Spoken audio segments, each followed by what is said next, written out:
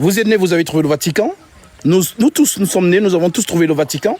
Nous avons trouvé ce qu'on appelle les églises réveillées. Ou encore ce qu'on appelle les églises charismatiques. Ou encore luthériennes, si vous voulez. Alors, comment donc vous rassurer que vous êtes réellement la continuité de l'Assemblée des Saints de Jérusalem? Qu'est-ce qui vous rassure? Que nous sommes vraiment la continuité de l'église qui a été inaugurée par le Saint-Esprit à Jérusalem. Parce que Jérusalem, c'est où la prophétie devait s'accomplir.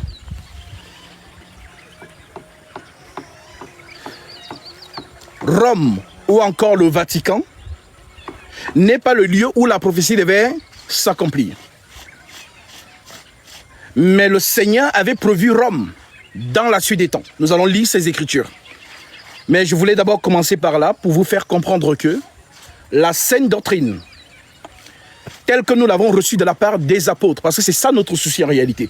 Est-ce que nous sommes vraiment dans les mœurs de l'église primitive? Ou alors, on s'est laissé fasciner par ce qu'on appelle aujourd'hui les églises réveillées ou encore les dogmes du Vatican. Alors, moi donc, je suis donc celui que le Seigneur suscite en cette fin des temps pour ramener justement les saints ou les enfants de Dieu qui ont été retenus captifs pendant longtemps dans les idées reçues, dans les fausses doctrines. Alors, tu me diras, mais qu'est-ce qui nous prouve que tu es vraiment un disciple? Parce que tout ce que le Seigneur a appelé dans le ministère de la parole, ils ont tous eu un appel conscient. Si Paul a prêché la parole par la suite, il a reçu son mandat de manière consciente. Parce que le Seigneur lui est apparu sur le chemin de Damas. On ne prêche pas Dieu ou le royaume des cieux par envie. Ce n'est pas un hobby. Parce qu'il y a des gens qui se lèvent, ils se disent « Ah, je veux devenir pasteur, homme de Dieu. Voilà, je vais aller faire les cours de théologie. » Dans le Vatican, ils parlent du petit séminaire et du grand séminaire. Ils se forment et ensuite on les verse l'huile pour ceux qui sont dans les églises réveillées. Et d'autres, c'est l'ordination. Ils se couchent par terre et on pose l'épée sur eux. Alors, toutes ces choses ne sont pas conformes à la sainte doctrine. Alors, que ce soit les 12, le Christ les a choisis consciemment. Il dit dans Jean chapitre 6, « N'est-ce pas moi qui vous ai choisi, vous, les 12? Et l'un parmi vous est un démon. » Il n'a pas dit, « L'un parmi vous est possédé par un démon. » C'est deux choses différentes. Être possédé par un démon et être un démon. Alors, vous vous poserez certainement la question de savoir, mais comment parmi les 12 apôtres, Jésus choisit un démon? Qu'est-ce que le démon fait au milieu des enfants de Dieu? Alors, le Seigneur Jésus-Christ, c'est l'esprit de la prophétie. Il fallait qu'un démon soit là pour jouer le rôle du démon. La trahison, le meurtrier. Alors, je veux simplement attirer votre attention sur le fait que les 12 qui ont été choisis de manière consciente. Donc lorsque le Christ les envoya, notamment dans Matthieu chapitre 10, allez et prêchez la bonne nouvelle. Guérissez les malades, purifiez les lépreux, chassez les démons, ressuscitez les morts. Vous avez reçu gratuitement donné. Le Seigneur leur a donné le mandat. C'est ce qu'on appelle un mandat conscient. Ça veut dire que je ne me suis pas auto-proclamé. Parce que si vous suivez un homme qui s'est auto-proclamé, alors cette personne n'a pas d'autorité. Il n'est pas envoyé. Seul celui qui est envoyé ouvre le ciel pour vous. Seul celui qui est envoyé accorde le pardon des péchés. Jean chapitre 21. Ceux à qui vous pardonnerez les péchés, ils leur seront. Ceux à qui vous leur retiendrez, ils leur seront c'est le pouvoir. Donc celui que Dieu envoie, il lui donne l'autorité de pardonner les péchés. Alors, on pardonne les péchés comment? Justement, en proclamant la parole de justice. Lorsque nous la proclamons, les âmes qui sont touchées vont donc manifester le désir de prendre leur baptême. Et c'est lorsque nous entrons avec vous dans les eaux que nous proclamons donc le pardon des péchés. Alors, j'ai donc voulu commencer par là. Et nous lisons Actes chapitre 20.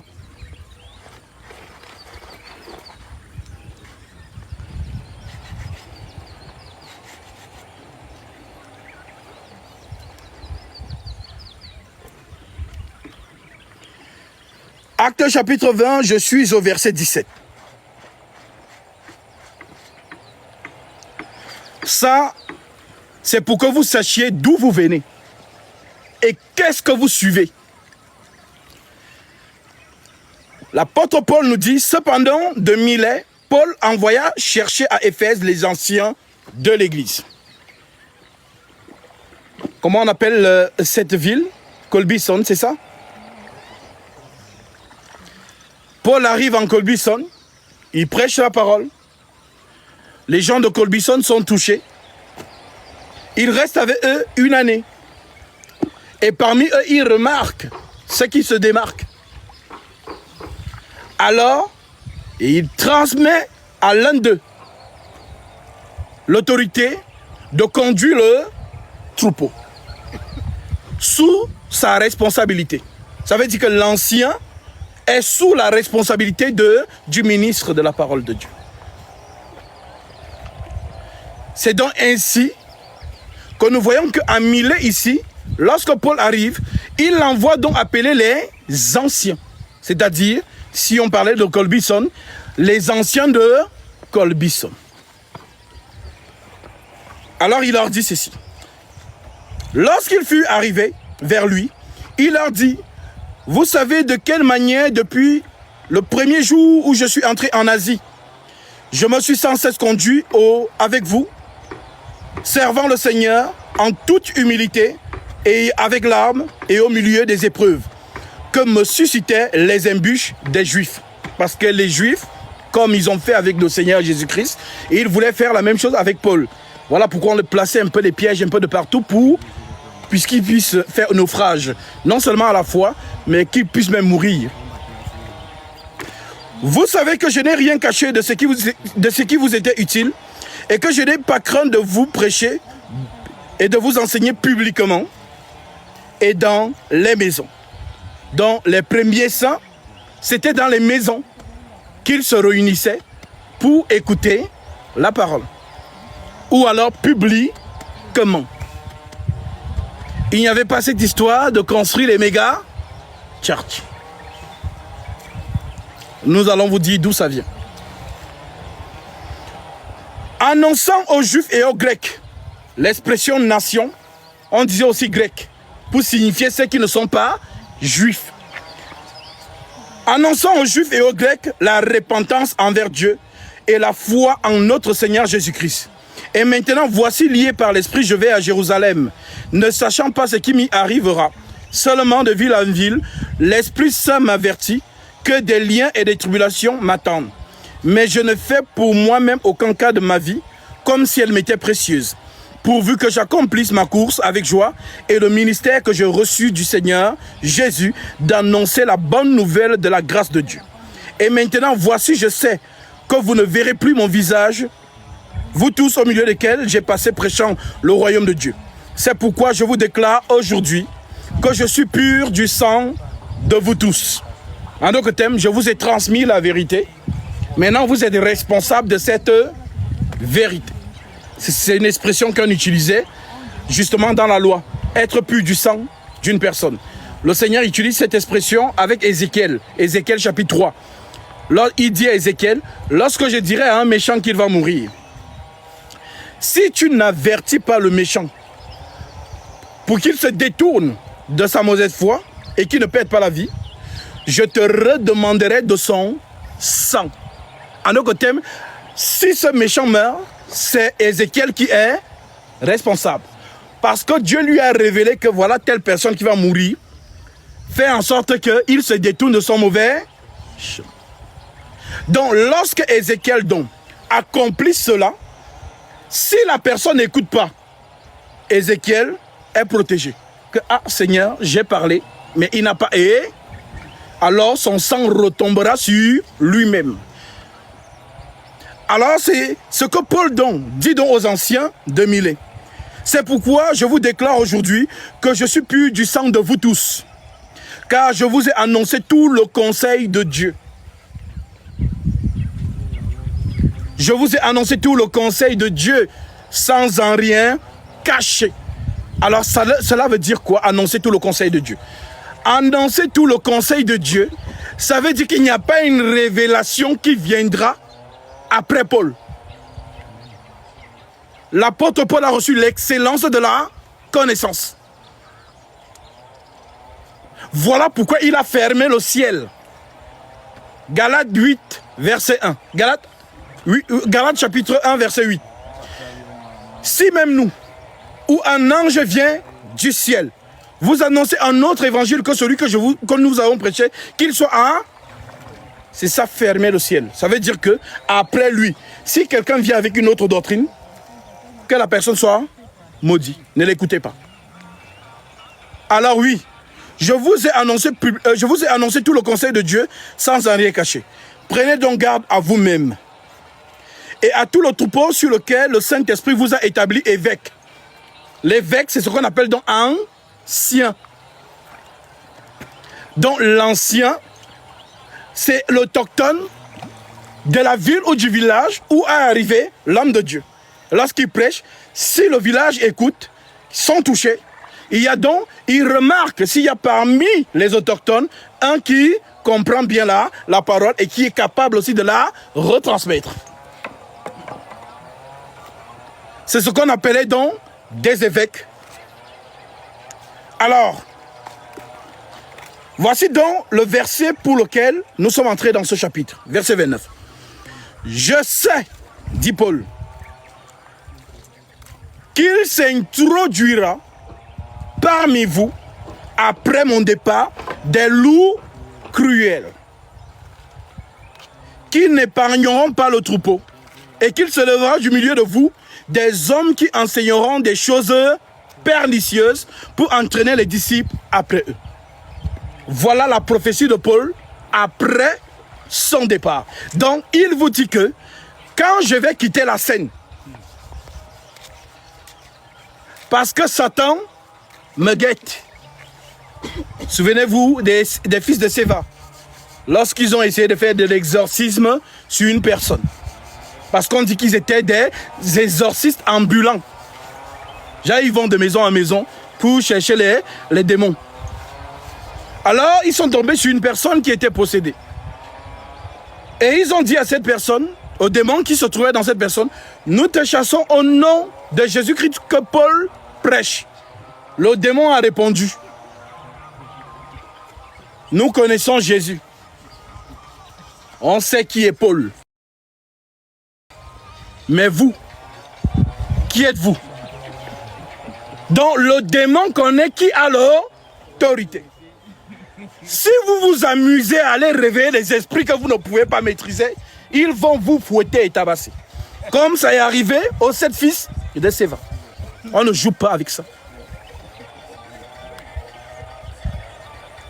Voilà donc pourquoi l'apôtre Paul nous dit donc que il s'introduira parmi vous après mon départ des loups cruels qui ne parieront pas le troupeau et qui se lèvera des milieux de vous des personnes qui enseigneront des doctrines pernicieuses.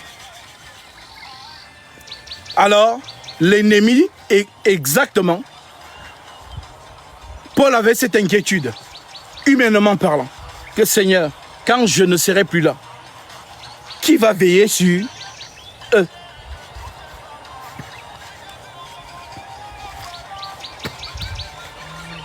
qui va veiller sur eux. Et il le dit encore dans une autre écriture, 2 Corinthiens chapitre 11, versets 1 à 2. Il déclare, « Oh, si vous pouviez supporter de ma part un peu de folie, mais vous me supportez, car je suis jaloux de vous, d'une jalousie de Dieu. Car je vous ai fiancé à un seul époux, pour vous présenter à Christ comme une vierge pure. Toutefois, de même que le serpent séduisit Ève par sa ruse, je crains que vos pensées ne se corrompent et ne se détournent de la simplicité à l'égard de Christ. Car si quelqu'un vient vous prêcher un autre Jésus que celui que nous vous avons prêché, ou si vous recevez un autre esprit que celui que vous avez reçu, ou un autre évangile que celui que vous avez embrassé, vous le supportez fort bien. Alors Paul nous fait comprendre que il est jaloux de nous. Alors que il nous aime tellement qu'il voudrait que ce qu'il nous a enseigné soit gardé fidèlement. Voilà pourquoi il dit, je crains que vos pensées ne se corrompent et ne se détournent de la simplicité à l'égard de Christ. Car si quelqu'un vous prêche un autre, donc il y a un autre Jésus qui est prêché et qui a aussi le nom Jésus.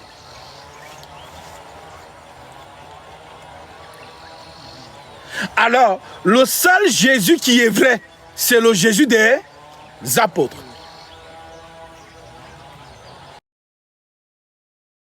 C'est ce Jésus-là qui a donné les 12 en disant, je me sanctifie moi-même pour eux, afin qu'eux aussi soient sanctifiés par la vérité. Et ce n'est pas pour eux seulement que je prie, mais encore pour tous ceux qui croiront en moi par leur parole. Donc écoutez seulement et seulement l'enseignement apostolique. C'est ça le vrai Jésus. Si vous vous détournez des saintes lettres apostoliques pour suivre les soi-disant inspirations d'aujourd'hui, sachez que vous n'êtes pas dans le vrai Jésus. D'où la puissance de la lettre. 2 Thessaloniciens chapitre 2, verset 15. Qui déclare, ainsi donc, frères, demeurez fermes et retenez les instructions que vous avez reçues, soit par notre parole, soit par notre lettre. Donc ce sont les lettres des apôtres que vous avez reçues, qu'on appelle les épîtres, qui sont paroles de l'Esprit Saint. Si vous vous détournez de ces lettres pour suivre d'autres doctrines, vous n'êtes pas en Jésus. Vous croyez être en Jésus. Du moins, vous êtes dans un Jésus qui n'est pas celui des apôtres. Et c'est le cas de milliards et de milliards de personnes sur la terre actuellement, et de milliards de personnes qui sont mortes dans le mensonge. La prophétie est réelle, elle doit s'accomplir. Large est la porte, spacieux le chemin qui mène à la perdition, il y en a beaucoup qui entrent par là. Mais étroite est la porte, resserré le chemin qui mène à la vie, il y en a peu qui le trouvent. Vous êtes ici aujourd'hui, le Seigneur a conduit vos pas pour écouter l'homme de Dieu que je suis. Mais je vous assure, si c'était le pape qui était là, c'est qu'il y a des hélicos partout.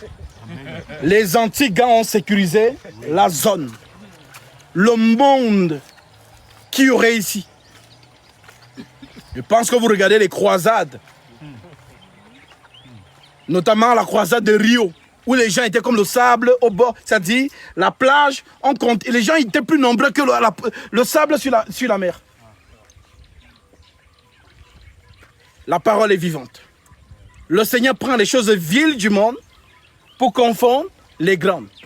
Car les gens croient toujours que Dieu est là où il y a l'organisation. Là où il y a le cortège. Mais le Seigneur peut se montrer simple. Comme il a fait au temps des pharisiens.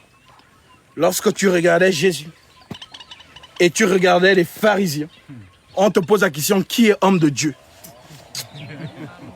Voilà pourquoi le Seigneur était sévère avec eux en disant, tombeau blanchi. Donc, selon l'apparence, ils sont saints. Même Jésus ne rivalise pas. Lui-même, il rend témoignage que non. L'apparence, non, vraiment, vous me gagnez. Mais comme je suis Dieu, je sais que vous êtes des tombeaux. L'expression tombeau blanchi, ça veut dire quoi? Vous allez voir quand quelqu'un enterre son mort, il va mettre le dernier cri des marbres. Vraiment le luxe qui va avec.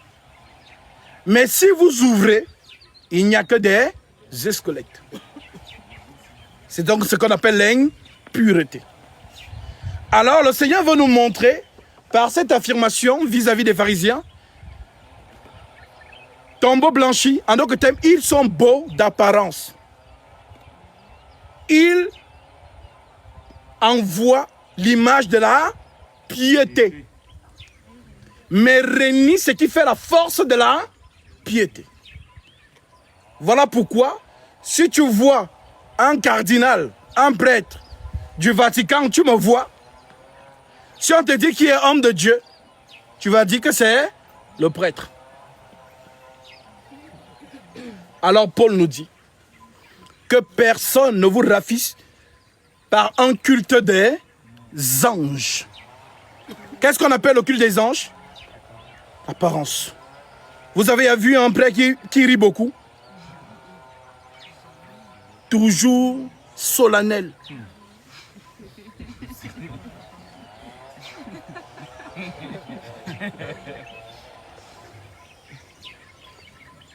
Tu te dis même que, est-ce que l'homme là même...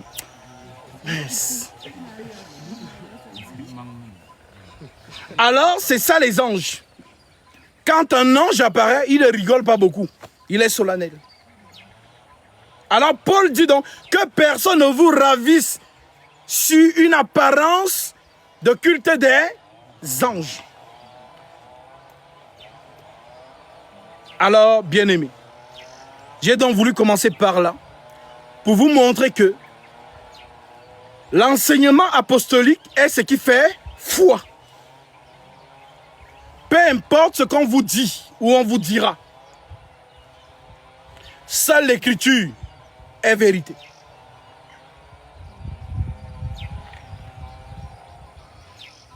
Aujourd'hui, vous retrouvez des personnes qui prêchent d'autres doctrines. Ils ont abandonné l'enseignement apostolique. Et cela n'est pas étonnant puisque Paul a prophétisé cela en disant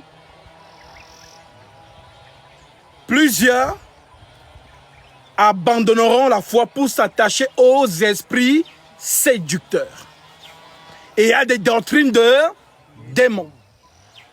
Car il viendra un temps où les hommes ne supporteront pas la scène, mais ayant la démangeaison d'entendre des choses agréables, ils se donneront une foule de docteurs selon leur propre désir, détourneront l'oreille de la vérité et se tourneront vers les femmes.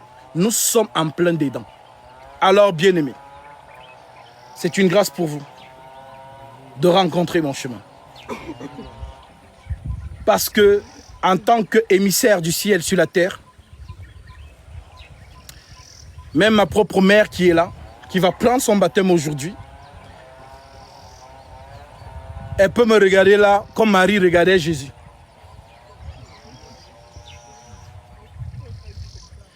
Parce que une mère ne peut pas s'en rendre compte de qui le Seigneur a mis dans son ventre. Comme il disait à Jérémie, avant que tu ne sois formé dans le ventre de ta mère, je te connaissais. Je t'avais consacré.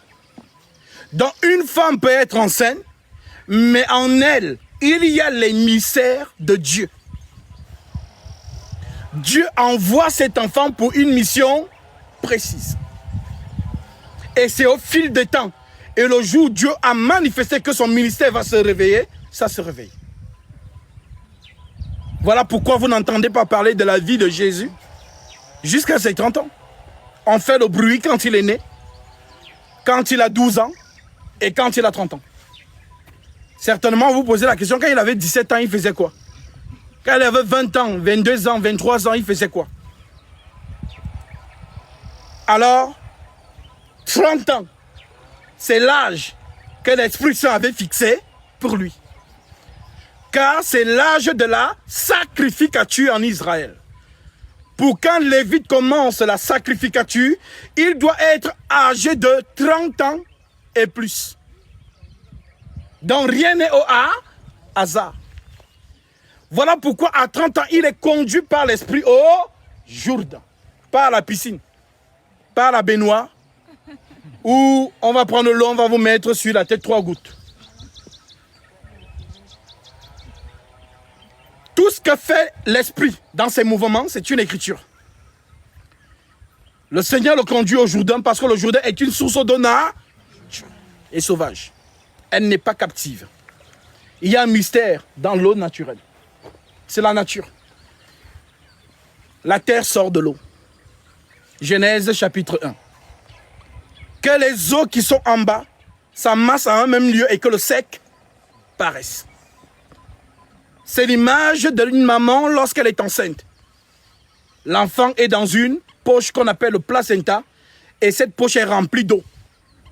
Quand tu regardes ça, tu te dis, mais il fait comment pour respirer? C'est la terre dans l'eau. Parce que la terre, c'est Adam. Adama.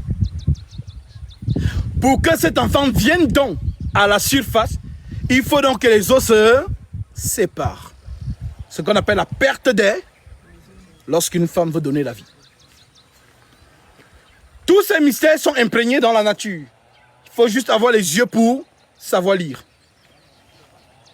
Voilà pourquoi si un homme est né d'eau et d'esprit, il ne peut entrer dans le royaume. Alors oui, l'eau naturelle. L'esprit a conduit Jean au Jourdain. Car le même esprit qui conduit Jean au Jourdain, c'est le même esprit qui conduit le Seigneur au Jourdain. Alors, vous vous demandez donc pourquoi Jésus a été baptisé? C'est une question que beaucoup se posent aussi. Parce que nous nous faisons baptiser pour le pardon de nos. Mais Jésus a-t-il péché pour se faire baptiser? Non. Jésus est l'accomplissement des psaumes, de la loi et des prophètes. Alors, selon la loi, pour qu'un sacrificateur commence son service, il doit d'abord entrer dans l'eau. Lévitique, chapitre 16. Et après avoir lavé son corps dans l'eau, il doit revêtir les vêtements sacrés de lin. Lin. Lin. On n'a pas dit tergal, on dit lin. Donc si tu mets une autre matière, Dieu n'agrée pas. Voilà donc pourquoi ce jour-là, le Seigneur vient au Jourdain, entre dans l'eau, et une fois qu'il ressort de l'eau, qu'est-ce qui se passe? La tunique sacrée descend sur lui. Ce que vous avez appelé le Saint-Esprit. Et que Jean a rendu témoin en disant, j'ai vu les cieux ouverts. Et l'Esprit descendre sur lui comme il est revêtu de la tunique. La sacrificature peut commencer. Alors, vous êtes là aujourd'hui pour prendre votre baptême. Alors vous devez savoir pourquoi vous prenez votre baptême. On ne peut pas commencer un film en le regardant vers le milieu. On ne peut pas lire un livre en commençant au milieu. Il faut toujours prendre la chose dès le commencement. Alors, dans le Béréchit, le commencement, nous voyons Dieu et l'homme en paix, dans l'harmonie de la nature. Tout se passe bien entre eux, le Père et son Fils. Alors le Seigneur observe la scène et il voit que l'homme est seul. Et le Seigneur dit, il n'est pas bon que l'homme soit seul. Ce n'est pas Adam qui a dit Dieu, il me faut une femme. C'est Dieu qui connaît ce que nous avons besoin, plus que nous-mêmes. Alors c'est lui qui sait que, ah, mon fils, ma fille a besoin de ceci. Alors, il n'est pas bon que l'homme soit seul, je lui ferai une aide semblable. Mais regardez, l'homme est seul. Il n'y a pas de souci. Nous ne voyons pas Satan qui vient pour le tenter. Mais lorsque le Seigneur fait donc dormir l'homme, il prélève une de ses côtes, renferme la chair dessus et façonne la femme.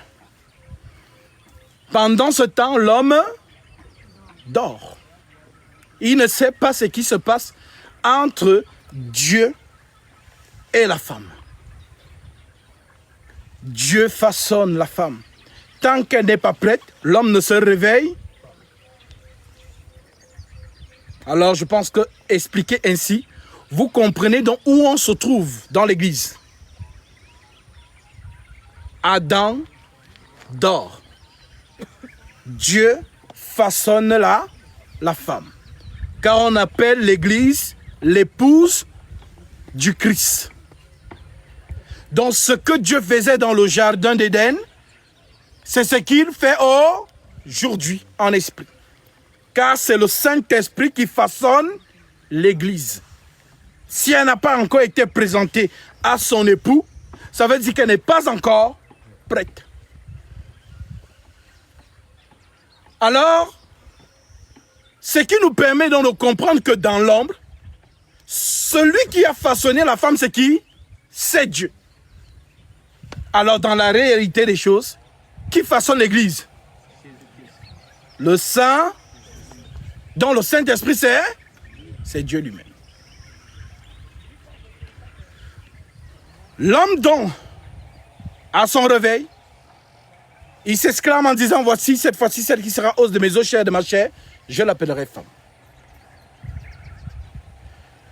Et par la suite, nous allons donc voir Satan qui vient séduire cette dernière. Pourquoi il n'est pas allé vers l'homme? Parce que l'homme a écouté Dieu. La femme n'a pas écouté Dieu. C'est l'homme qui doit parler à sa femme de ce que Dieu a dit. C'est ce qu'on appelle l'autorité. Je ne permets pas à la femme de prendre l'autorité.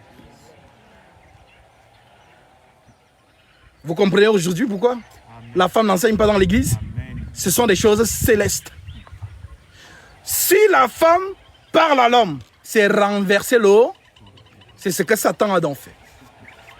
Dieu dit à l'homme, le jour où tu mangeras, Satan vient vers la femme pour lui dire, vous ne... Maintenant, il y a tu mourras. Et il y a tu, vous ne... Donc, la femme prend donc ce que le serpent lui a dit. Quand on dit serpent ici, ce n'est pas le serpent qui rampe. Parce que dans l'imagination de tout le monde, quand on dit serpent, c'est le serpent qui... Si c'est donc le serpent qui rampe, qui est le serpent de Moïse?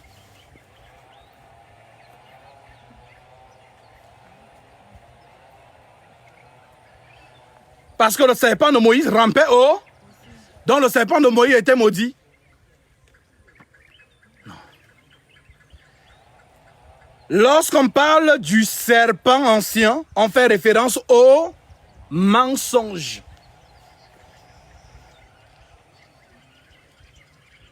Car la vérité, c'est Dieu, le Seigneur Jésus-Christ. La parole faite, la lumière du monde.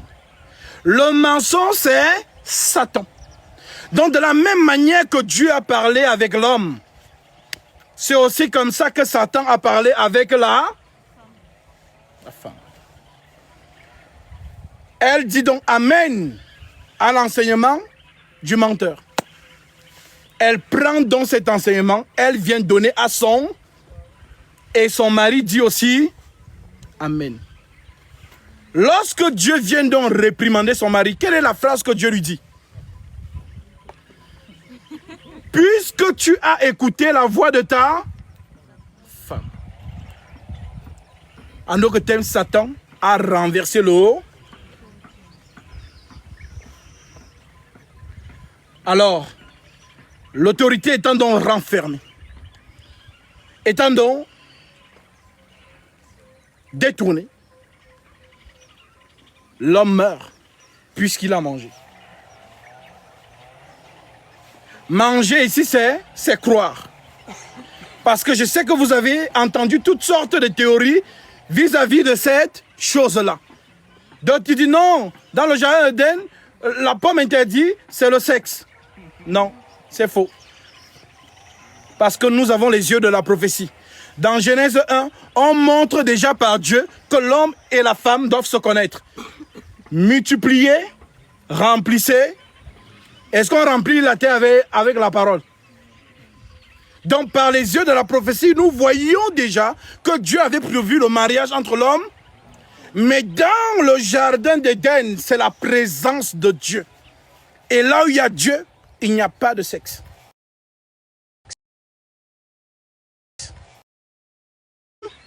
Ciel. C'est dans la loi qu'on vous parle du lieu saint et du parvis. Mais dans les choses réelles, il n'y a pas de lieu saint. Il n'y a pas de parvis, il y a le lieu très, très saint. Donc, l'homme était donc dans le lieu. Pourquoi? Parce que nous voyons déjà l'immortalité. L'arbre de. Car si on mange l'arbre de vie, on vit et. Est-ce que l'arbre de vie avait donc été interdit à Adam de manger? Non. C'est l'arbre de la connaissance du bien et du mal qui lui avait été Et c'est quoi l'arbre de la connaissance du mal? Parce qu'on dit, quand on dit bien et mal, les gens se disent, ah mais comment c'est bien et mal? D'autres ont dit que l'arbre là c'est Satan. Faux. Car le mal dont on parle ici, ça n'a rien à voir avec Satan. Le mal ici c'est conséquence. En hébreu. Ra. Le bien et le mal. Donc, si tu marches par le bien, tu as les récompenses du. Si tu marches par le mal, il y a donc aussi les récompenses. En d'autres termes, les calamités. Quand vous lisez Daniel chapitre 9, Daniel dans sa prière dit, le Seigneur a envoyé vers nous ce mal, ces calamités. On a désobéi au Seigneur et il envoie donc les calamités vers nous. Par exemple, Sodome et Gomorrhe, ils ont mal agi. Le feu est descendu. C'est ce qu'on appelle donc mal. Lamentation chapitre 3 verset 33 et 37 à 38. Qui dira qu'une chose arrive sans que l'Éternel l'ait? N'est-ce pas de la volonté du Très-Haut que viennent les maux dont le mal au pluriel et les biens? Donc le mal et le bien viennent de qui? De Dieu. Voilà donc pourquoi le mot mal, c'est ra en hébreu, qui veut dire en réalité des conséquences. Alors, lorsque l'homme donc mange, il y a donc mort. Et la mort, c'est la séparation entre Dieu et l'homme. Voilà donc pourquoi aussitôt il est chassé de la présence divine, ce qu'on appelle en hébreu Shekinah. On ferme donc l'accès à l'arbre de.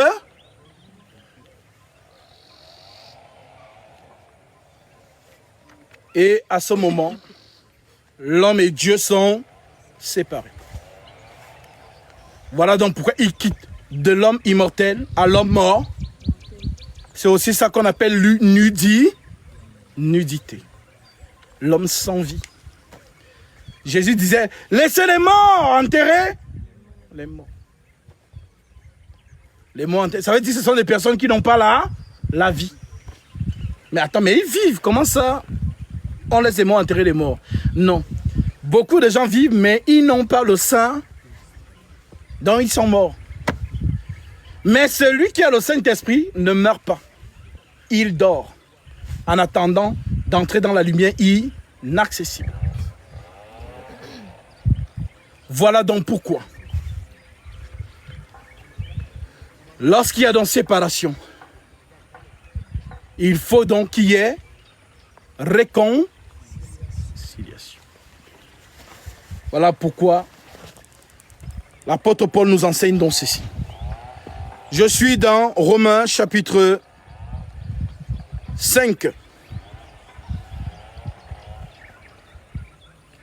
Verset 12.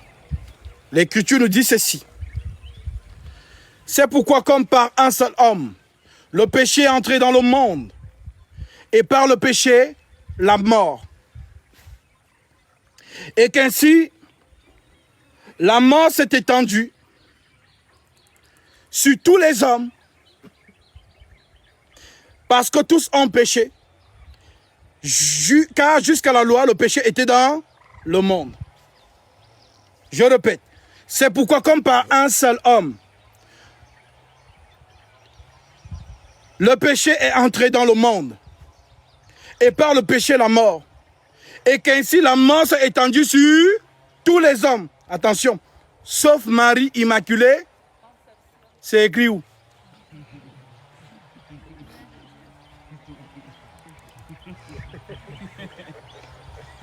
Ce n'est écrit nulle part. Voilà pourquoi l'Écriture dit, n'allez pas au-delà de ce qui est, c'est écrit. L'Esprit Saint par l'apôtre Paul déclare, c'est pourquoi comme par un seul homme le péché est entré dans le monde, et par le péché la mort, et qu'ainsi la mort s'est étendue sur tous les hommes, parce que tous ont péché, car jusqu'à la loi le péché était dans le monde. Or le péché n'est pas imputé car il n'y a point de loi. Cependant, la mort a régné depuis Adam jusqu'à Moïse, même sur ceux qui n'avaient pas péché par une transgression semblable à celle d'Adam, qui est la figure de celui qui devait venir. Donc, le prophète ou l'apôtre, l'Esprit Saint aurait pu lui dire, mais, sauf Marie, Immaculée Conception. Non.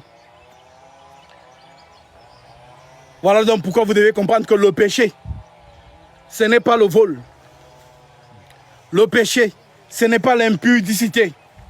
Le péché, ce n'est pas la colère. On appelle ça les fruits du péché. Mais le péché, c'est Satan. Voilà pourquoi on l'appelle homme du fils de la. Maintenant, lorsque nous avons donc désobéi, l'Écriture dit que Dieu a condamné le péché dans la chair. Alors, c'est par le corps que nous sommes pécheurs.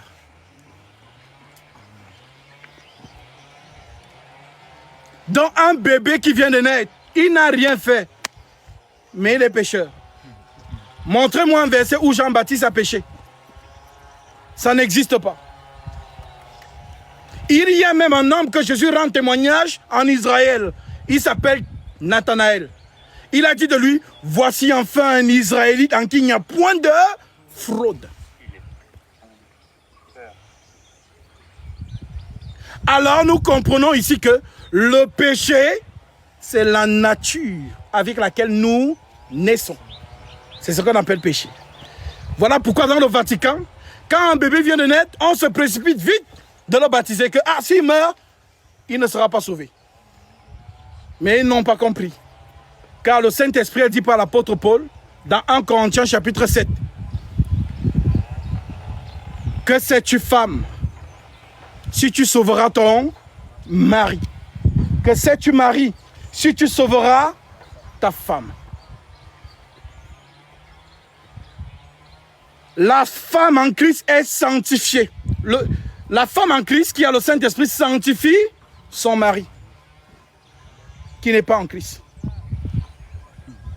Et le frère en Christ sanctifie ça.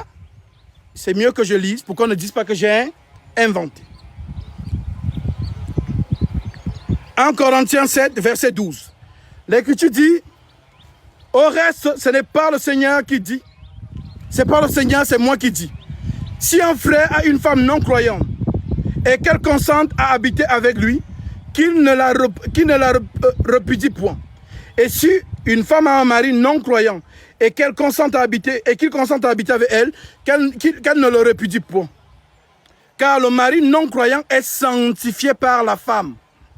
Et la femme non croyante est sanctifiée par le frère. Autrement, vos enfants seraient impurs, tandis que maintenant, ils sont saints. Donc, l'enfant bénéficie de la sanctification de son parent qui a le Saint-Esprit.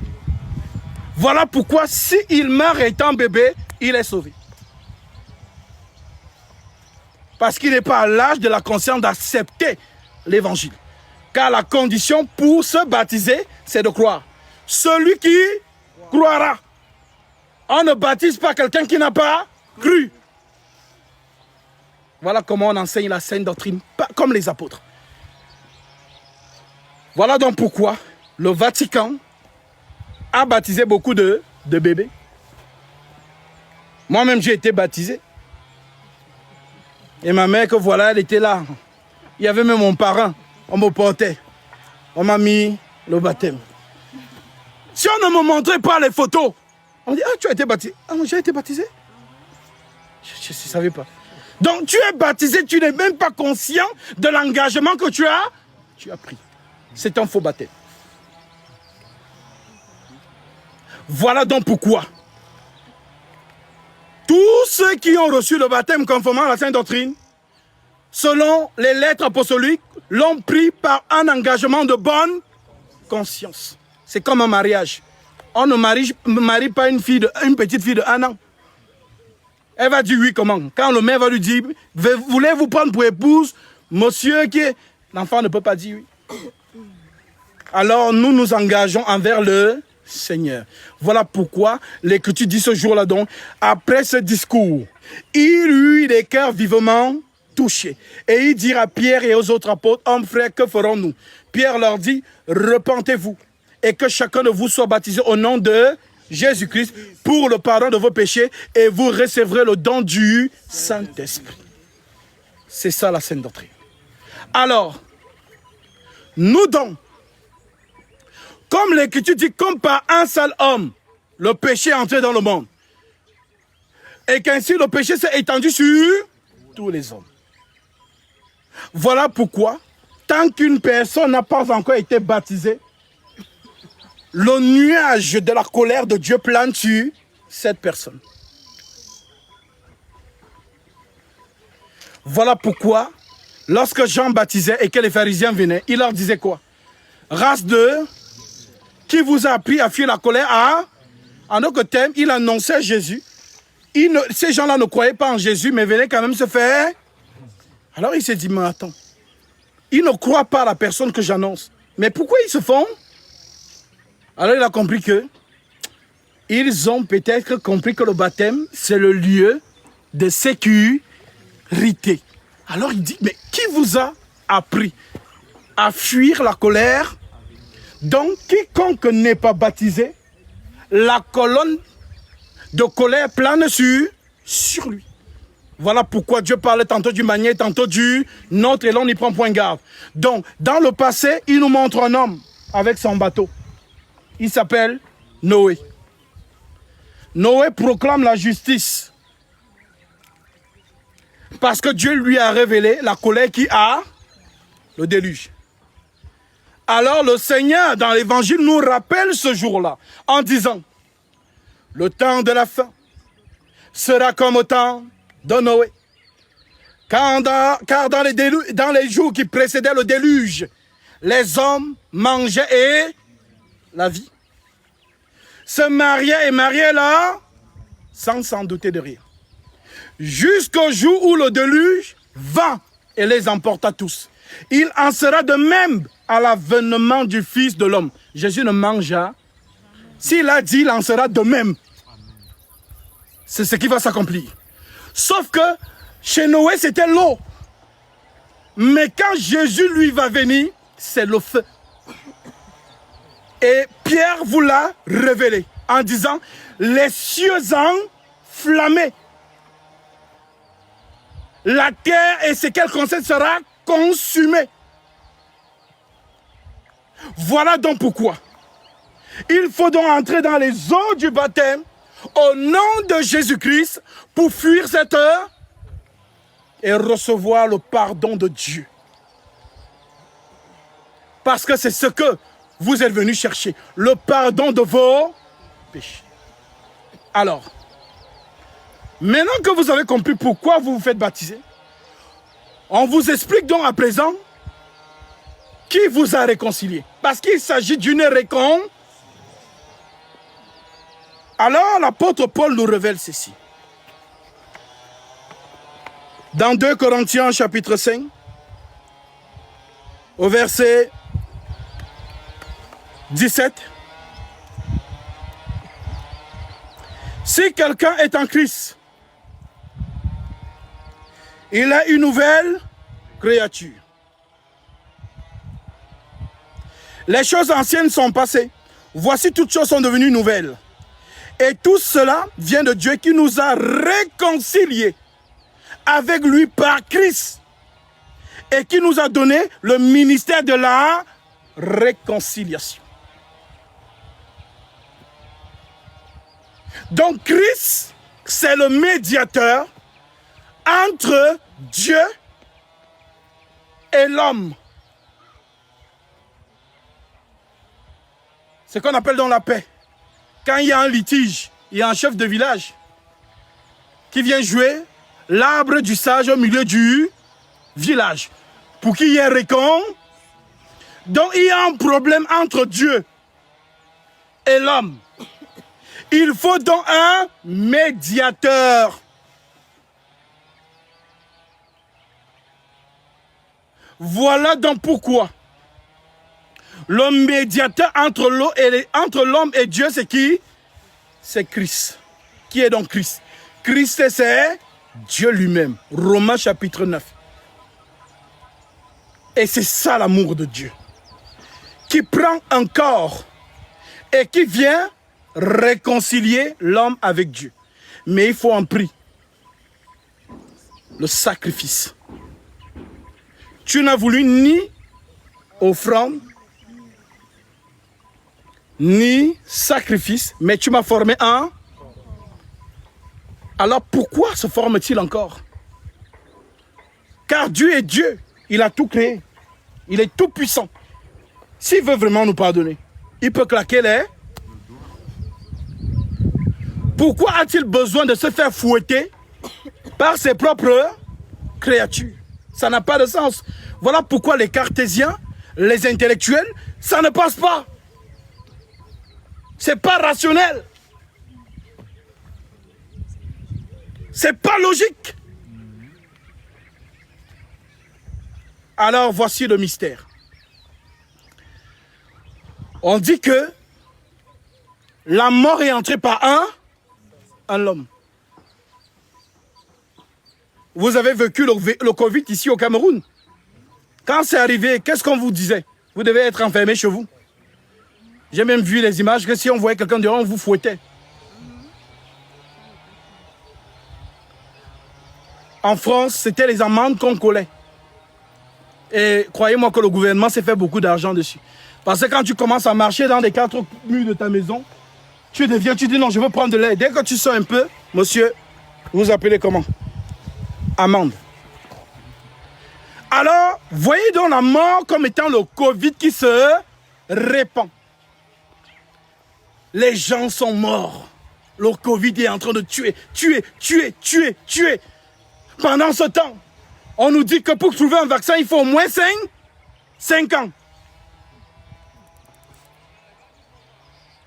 Mais subitement, on a commencé à fabriquer des vaccins en un mois. Pfizer. Je me souviens, nous, à Paris, quand il s'agissait d'aller nous faire vacciner, parce que je devais venir à la Coupe d'Afrique 2021. Et pour venir, il faut sinon tu ne voyages pas. Alors j'ai dit, mais le Seigneur a dit, s'ils boivent quelques breuvages mortels, rien ne leur arrivera. Un enfant de Dieu ne meurt pas empoisonné.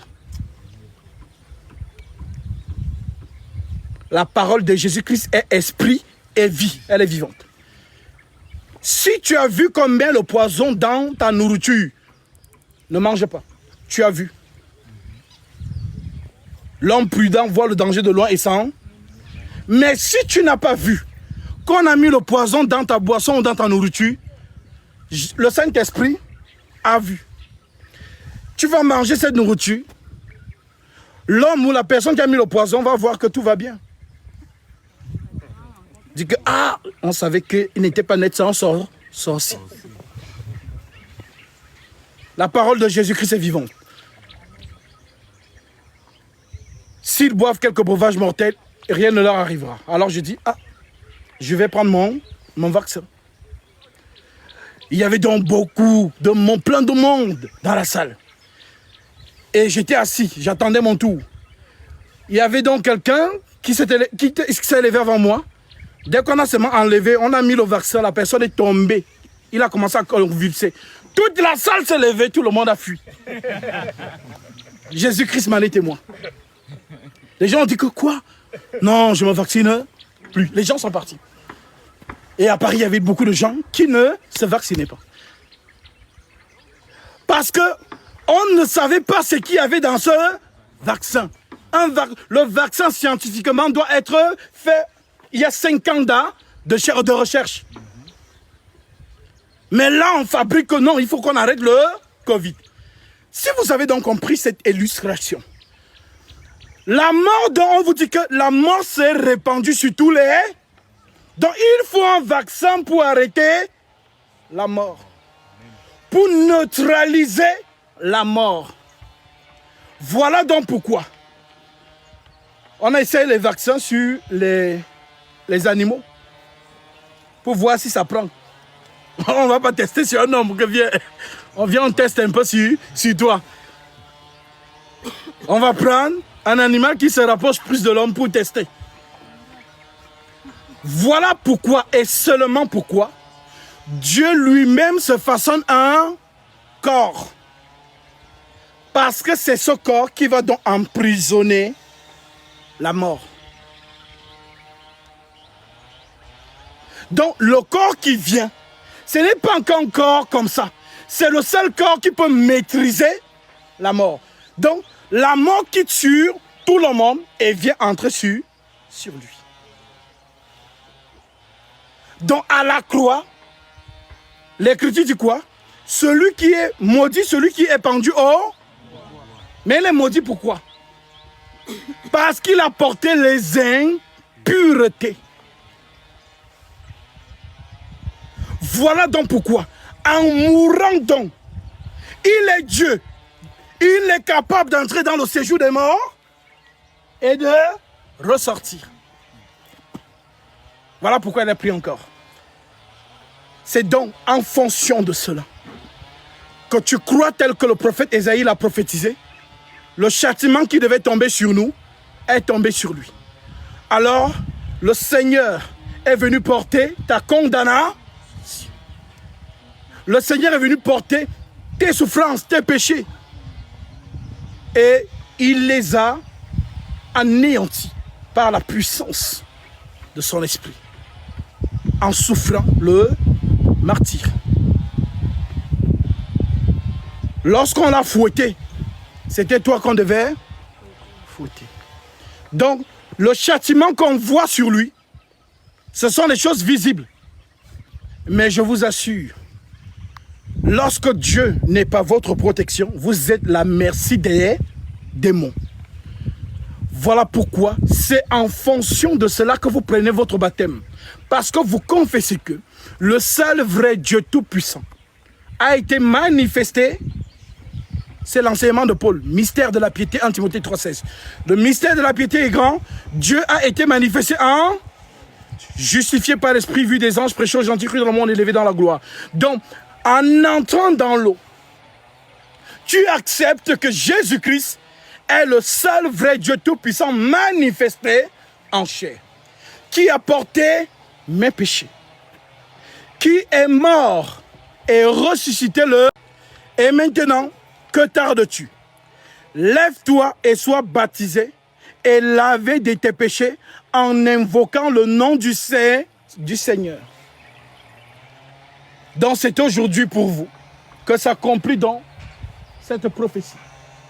Recevoir le pardon de vos péchés, conformément à la Sainte Doctrine. Voilà ce que le Christ a fait pour toi. Si tu mets ton foi en cela, cela se manifeste dans l'eau pour toi.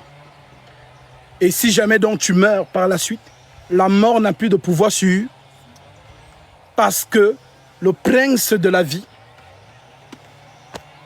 tu es mort en lui. Tu es mort en lui. Lisons cela. Et nous terminons par là. Romains chapitre 6. Que dirons-nous donc? Demeurions-nous dans le péché afin que la grâce abonde? Loin de là. Nous qui sommes morts au péché, comment vivrions-nous encore dans le... C'est ça, mourir. C'est dans l'eau. Mourir au péché. Ignorez-vous que nous tous qui avons été baptisés en Jésus-Christ, c'est en sa mort que nous avons été baptisés. Donc vous êtes baptisés dans la mort de Jésus. Alors que t'aimes, lorsqu'il était à la croix, tu n'étais pas là. Tu n'étais même pas encore né. Mais tu es donc né. Tu as entendu parler de lui. Conformément à Romains toujours, chapitre 10, verset 14. Comment donc invoqueront-ils celui en qui ils n'ont pas cru? Comment croiront-ils en celui dont ils n'ont pas entendu parler? Et comment entendront-ils parler s'il n'y a personne qui prêche? Et comment prêcheront-ils? Et comment y aurait-il de prédicateurs? Et comment personne ne prêche? Et comment y aura-t-il de prédicateurs s'ils ne sont pas envoyés? Selon qu'il est écrit, qu'ils sont beaux les pieds de ceux qui annoncent la paix, de ceux qui annoncent de bonnes nouvelles. Mais tous n'ont pas obéi à la bonne nouvelle. Donc quiconque obéit à la bonne nouvelle reçoit le pardon de ses... Quiconque n'obéit pas, c'est la mort. Voilà pourquoi le Seigneur pouvait dire, celui qui croira et qui sera baptisé sera sauvé. Celui qui ne croira pas sera condamné. Donc vous êtes responsable. Si vous croyez ou si vous ne... Car la fin de toutes ces choses, c'est la mort. Alors lorsqu'on croit à la vie, ben on a accepté la vie, on ne meurt pas. Voilà pourquoi on parle dans le Seigneur de ceux qui dorment. Ils attendent la bienheureuse manifestation du Christ lorsqu'il reviendra dans les airs. Et Ésaïe dit-il, ainsi aussi Ésaïe dit-il, Seigneur qui a cru à notre prédication. Ainsi la foi vient de ce qu'on entend, et ce qu'on entend vient de la parole de Christ. Alors oui, toujours dans Romains 6,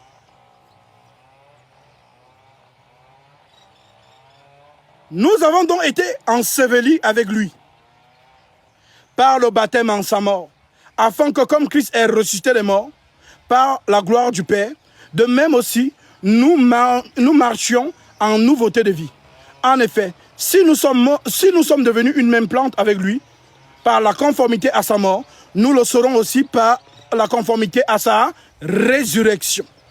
Sachant que notre vieil homme a été crucifié avec lui, afin que le corps du péché fût détruit, pour que nous ne soyons plus esclaves du péché. Car celui qui est mort est libre du... C'est donc aujourd'hui la mort. Celui qui est mort est libre du péché. Alors, voilà pourquoi vous vous faites baptiser. Donc, en entrant avec moi dans l'eau, vous êtes pleinement conscient de ce que vous faites.